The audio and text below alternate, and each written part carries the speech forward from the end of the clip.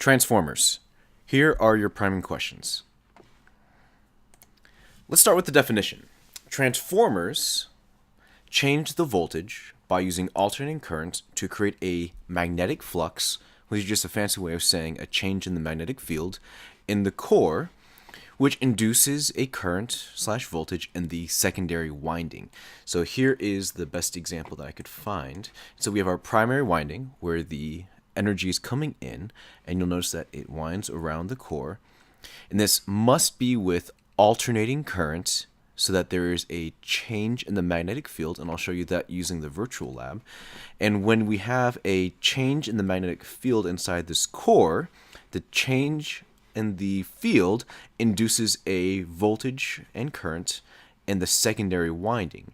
Now, depending on the ratio of these windings will determine the voltage on the secondary winding.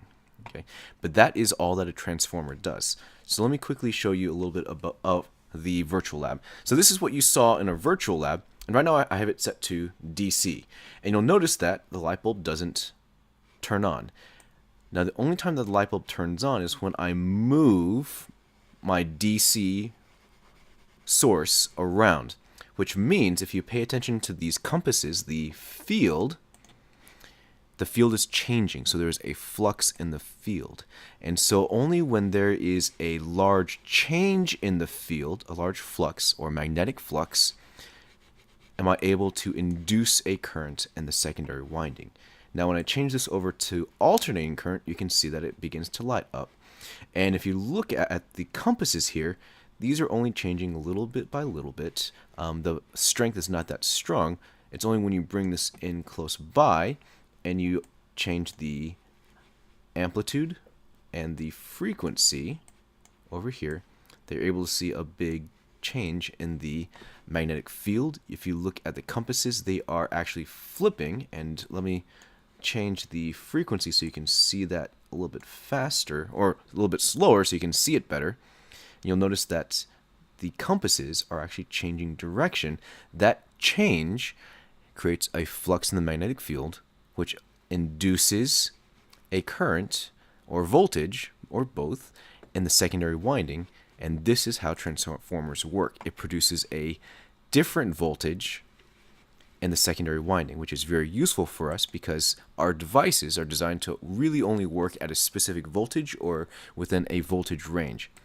So this is the way one transformer can look. There are some others that look similar to this.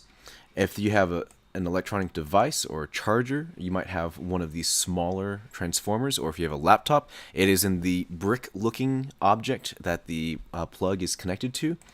If you notice outside of Marist on Ashford Dunwoody, a little bit closer to the highway, there's a power substation, and you see a lot of these all together. The substation has a number of transformers that bump down the high voltage from the generators, actually from the power company, to the substation, and then it bumps it down, and then it goes to your house either through overhead power lines, and you'll see another transformer that looks like this that bumps it down again to the household voltage, or if you have underground lines, the transformer will look like this, and this will be in someone's yard in your neighborhood. Now, for the power transmission, let me show you this first. The power transmission, the power plant doesn't actually produce that ultra high voltage that we talked about in the past. They actually will use a substation, this transmission substation, in order to boost up the voltage to the high voltage, in some cases ultra high voltage. You'll see these types of transmission lines, and then it goes to a substation, transformers, overhead lines or underground lines, and then another transformer to your house. And this is just another look at that. And so there are some really high voltages that they can work with. Now, for our equations. The primary voltage over the number of primary turns, or loops, is equal to the secondary voltage divided by the number of secondary turns. And this should be an equal sign over there. And so it should be like this. There you go. Now, for now, we are going to be assuming that we are 100% efficient, which means that the power is conserved. So, if the power is conserved, what does this tell you about the current as you increase the voltage? And we've talked about this relationship in the past. You need to think back to our equations for power. Now, we talked about this before when we talked about Ohm's law and some applications for this. So why is this important for power transmission? And we'll talk about this in class as well. So, a couple of practice problems. A neighborhood transformer steps down the voltage from 33 kilovolts to 120 volts, your household voltage. If the primary winding has 1,450 loops, how many loops does the secondary winding have? And so this is just a plug and chug, and so we put in 33,000 as our primary, and 1,450, and that's going to be equal to 120 over the number of loops, so L2.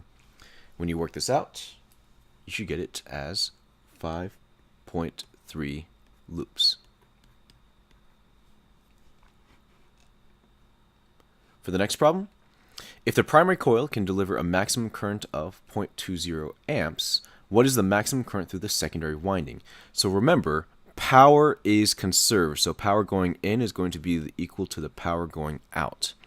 And so our initial voltage here is 33,000 volts, and so we have the equation for power is equal to IV, and so we have 0.20 times 33,000. That's going to be equal to the secondary current times the secondary voltage, 120. So when you work this out, you should get 55 amps. And let me change this. So this should be 55 amps. Okay. I want to leave you off on these two problems. I do want you to at least attempt the challenge question. This is a more conceptual question, so it challenges your conceptual understanding of the material. But work on these. We're going to compare your answers in class.